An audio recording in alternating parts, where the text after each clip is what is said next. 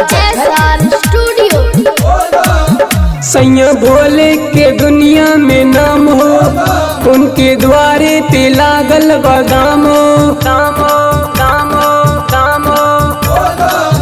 सैया भोले के दुनिया में नाम हो, उनके द्वारे पे लागल बदाम हो।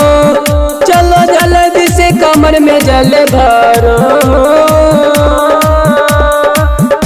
बोले बोले बम पिया तोरे संग कंध पे कमर धारा।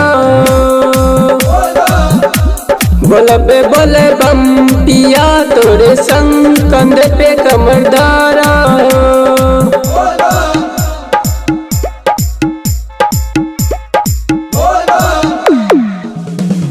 डीजे कंचन राज मुजफ्फरपुर।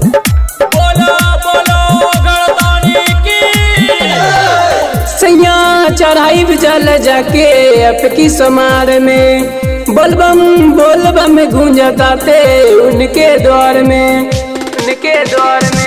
सैया चढ़ाई जल जाके अपकी समार में, बोलबम बोलबम गूंजताते उनके द्वार में। जय भी बाबा के धाम जल्दी भरो, बोले बोले बम पिया तोरे संग कंध पे कमर धारा। बोले बोले बम पिया तोरे संग कंध पे कमर धारा।